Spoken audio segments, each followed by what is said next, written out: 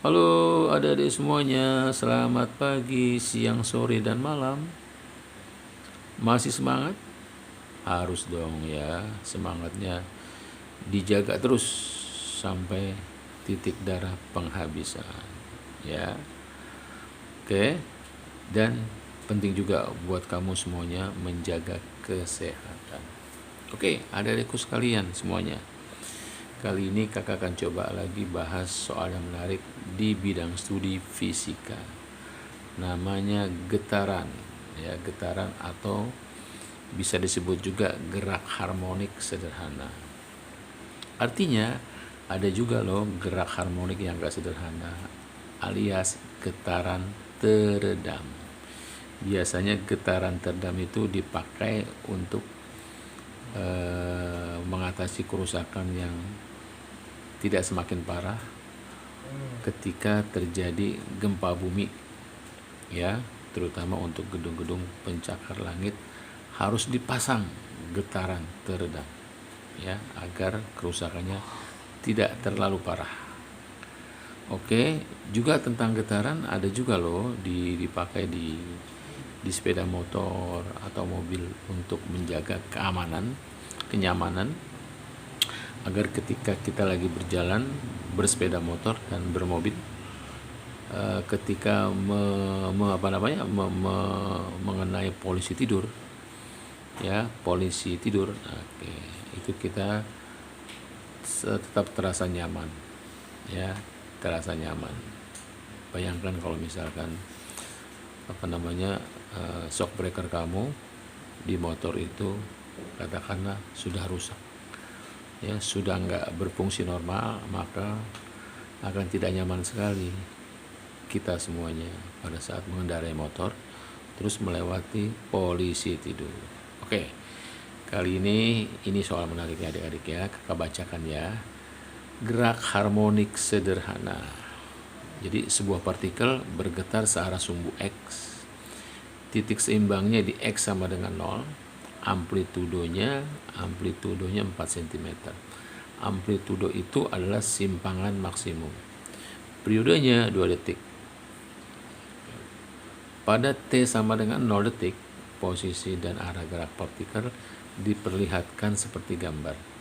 Jadi, kakak bisa katakan pada T sama dengan 0, arah geraknya ke kiri dan simpangannya di min 2. Oke, pertanyaannya adalah, maka pada saat T sama dengan 1 detik, posisinya berapa, alias simpangannya berapa, terus arah geraknya kemana? Oke, yuk kita coba bahas ya. Baik,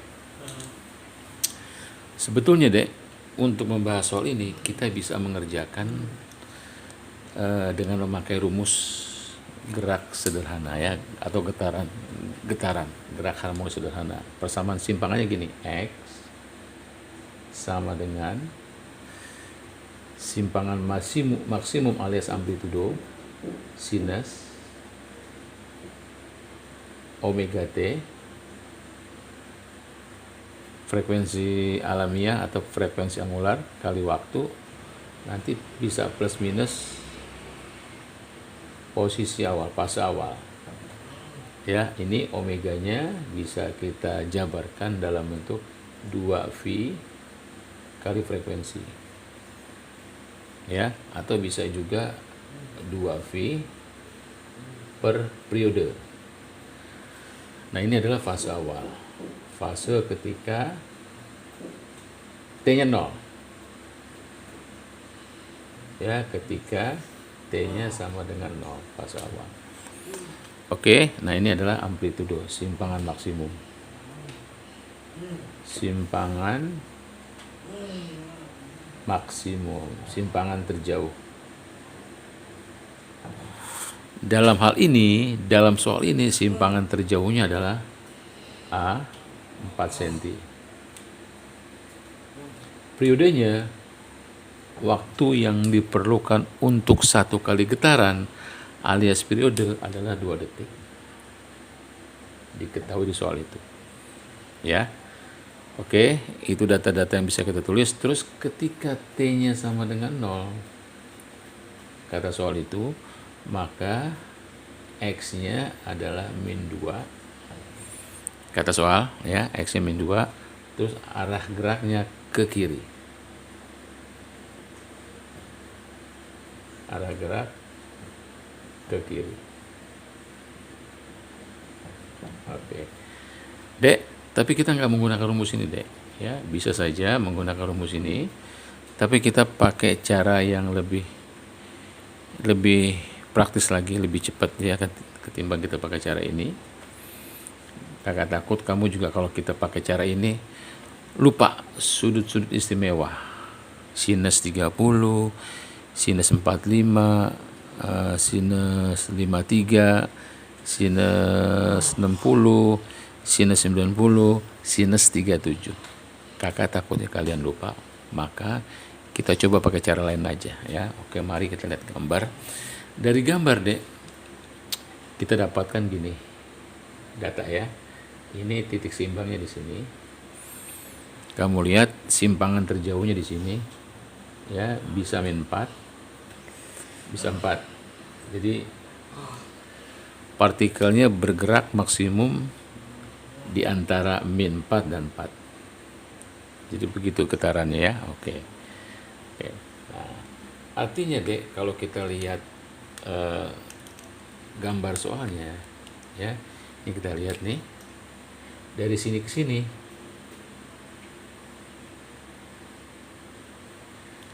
Sorry, spidolnya kurang bagus. Oke, kakak ganti dulu spidolnya yang bagus.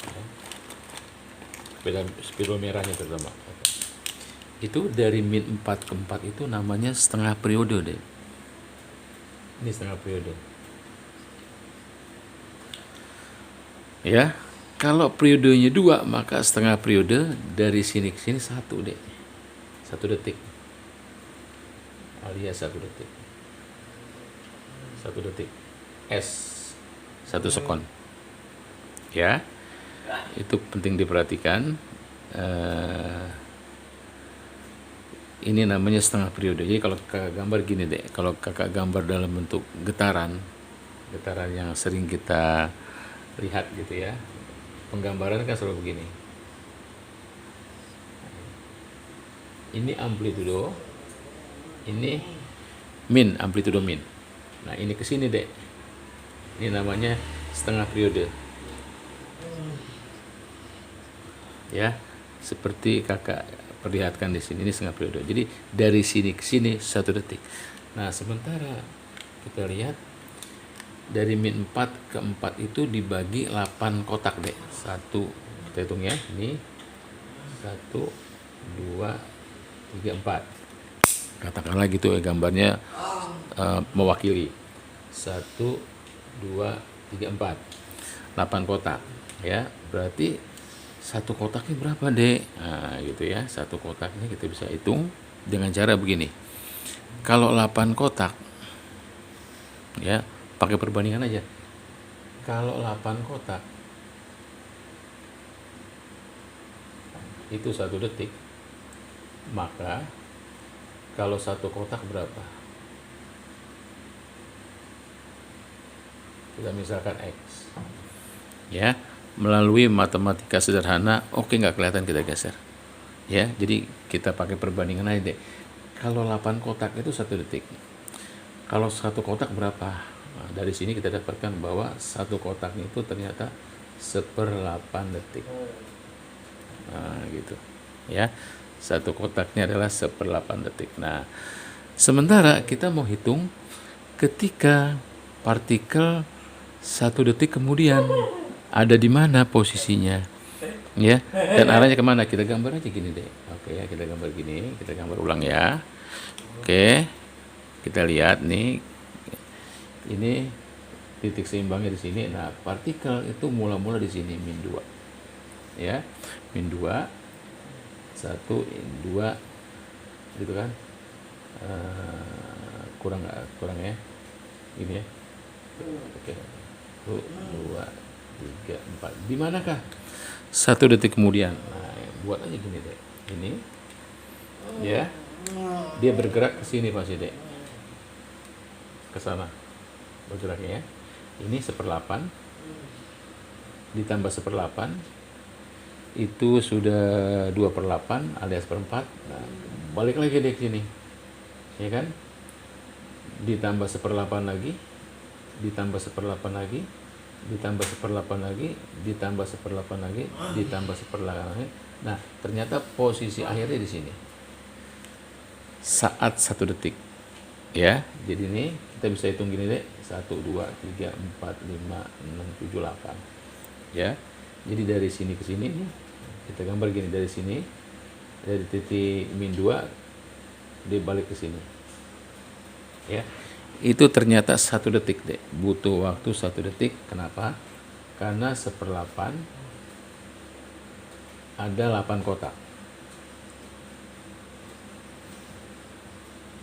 Itulah ketika 1 detik, ya.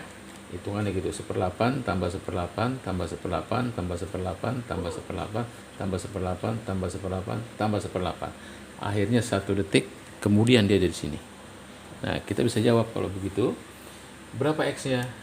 X-nya adalah 2, arah geraknya adalah ke kanan. Nah, seperti itu. Kita jawab dengan cara lain, dengan tidak menggunakan rumus. Walaupun kita tahu kalau kita menggunakan rumus itu cukup lama, adik-adikku semuanya, ya. Jadi lihat aja satu kotaknya berapa, dia bergerak mencapai berapa kotak, ya. Oke. Melintasi berapa kotak. Tuh 1 2 3 4 5 6 7 8. Jadi 8 kotak, ya. Itulah untuk mendapatkan 1 detik, sehingga posisi akhirnya di sini. Posisi akhir, posisi ketika 1 detik. Oke, begitu adik-adikku semuanya. Semoga bermanfaat. Kita bisa mengerjakannya dengan cara tidak memakai rumus, ya. Kita memanfaatkan gambar yang ada. Oke, sampai ketemu lagi adik-adikku semuanya. Bye.